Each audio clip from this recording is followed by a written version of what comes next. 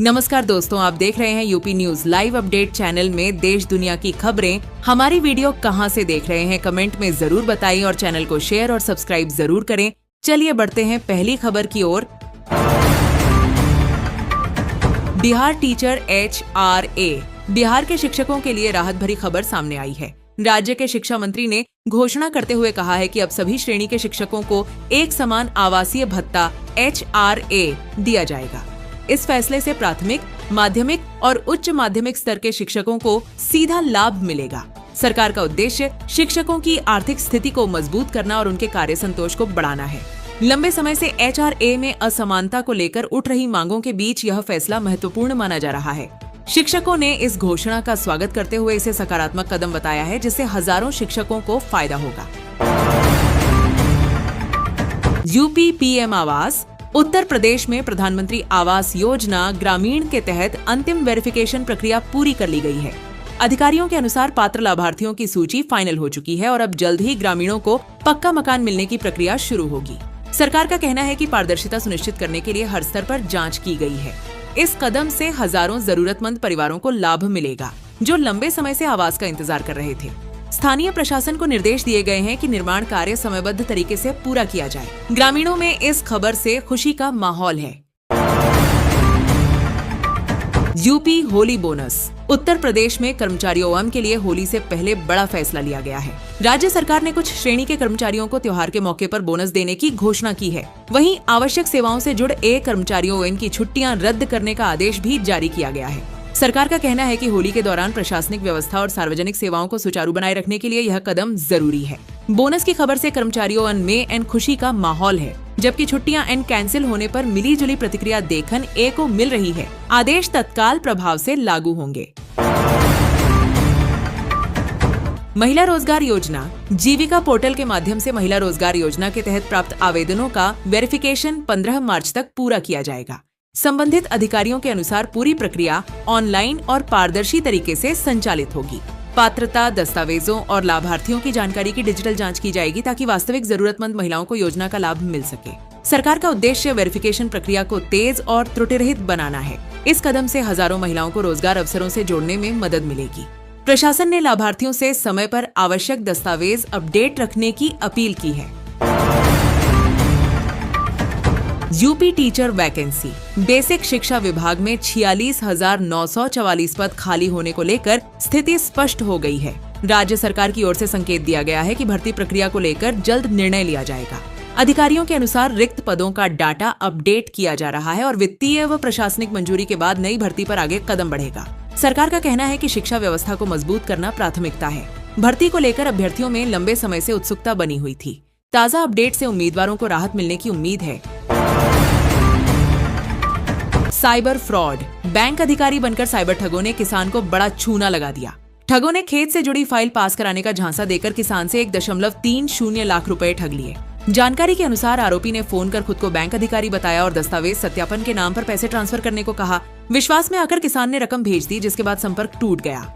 मामले की शिकायत पुलिस में दर्ज कराई गई है। अधिकारियों ने लोगों से अपील की है कि किसी भी अनजान कॉल या मैसेज पर बैंक संबंधी जानकारी और पैसे साझा न करें। जांच जारी है।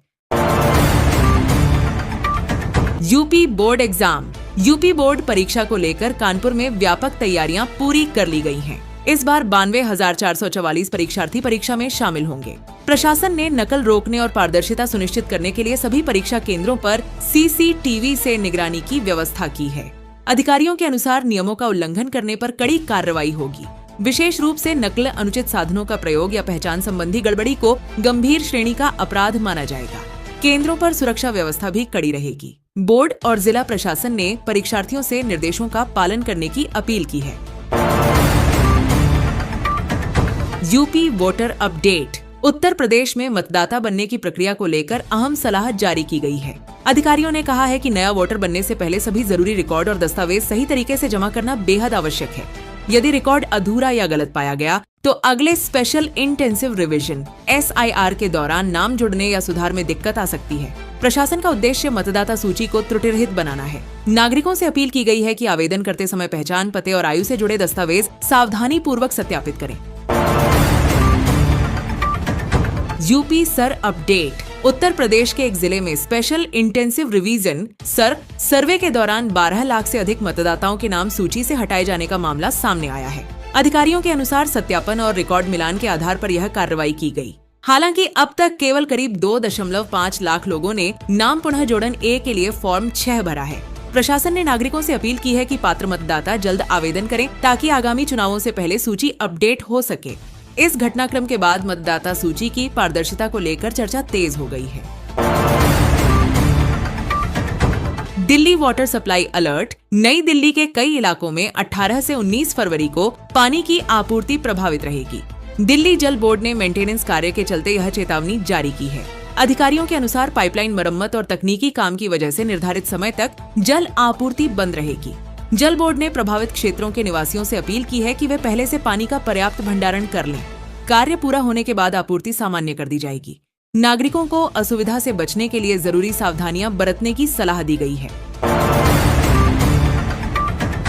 Gold silver price crash. सोने और चांदी की कीमतों में जोरदार गिरावट दर्ज की गई है। बाजार में दिन भर के कारोबार के दौरान सोने के दाम करीब 13,000 रुपए तक लुढ़क गए, जबकि चांदी में भी तेज कमजोरी देखी गई। विशेषज्ञों के अनुसार इस गिरावट के पीछे 3 प्रमुख कारण हैं। पहला, लंबे समय से जारी तेजी के बाद निवेशकों की मुनाफा वसूली। दूसरा, वैश्विक बाजारों से मिले कमजोर संकेत और डॉलर में मजबूती।